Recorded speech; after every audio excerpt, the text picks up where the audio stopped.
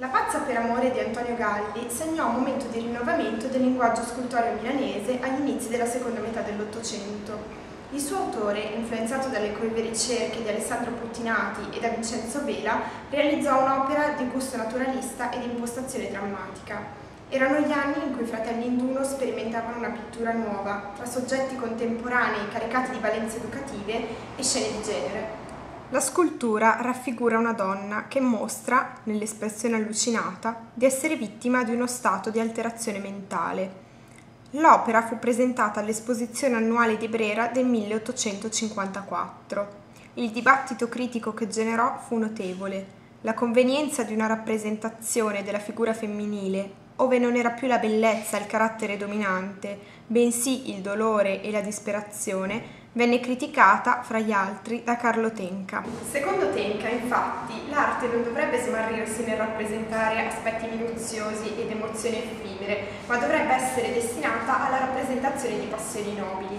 Egli imputò il carattere dell'opera di Galli ad un momento di crisi morale e di contenuto della scultura milanese. Tuttavia, più che di crisi di ispirazione creativa, si trattava di saper rispondere alle richieste di una committenza di gusto più salottiero, più attenta ad un'arte decorativa e leziosa. Una recensione di Antonio Zoncada del 1855, apparsa all'interno delle Gemme d'arte italiane, offre una lettura interessante del soggetto della scultura. La spallina militare a terra ed il medaglione pendente sul petto inducono a pensare ad una donna che abbia perduto il suo amante e sia dunque impazzita per amore.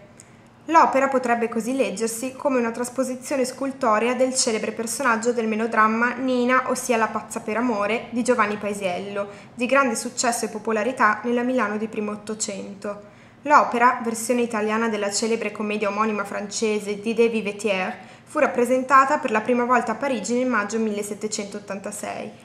La versione di Paisiello andò in scena 3 anni dopo alla Reggia di Caserta su libretto di Giuseppe Carpani.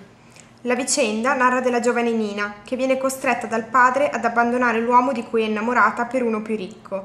Di fronte al corpo dell'amato, ferito a morte in un duello col rivale, Nina perde la ragione. Il ritorno dell'amato, scampato alla morte, permette a Nina di guarire dalla pazzia. Uno dei temi fondamentali del melodramma è la follia, un topos letterario e teatrale che da sempre aveva significato incomunicabilità e distanza. La follia, in età romantica, è letta come eccesso di sensibilità e le si può riconoscere, nella sua irrazionalità, uno status privilegiato di contatto con Dio. Ora la follia è mostrata nel suo valore intrinseco di devianza mentale e diviene soggetto pieno di dignità. Del resto la pazzia amorosa fu soggetto di altri melodrammi, come La Lucia di Lammermoor di Donizetti o I Puritani di Bellini, e diviene tema prediletto in età romantica.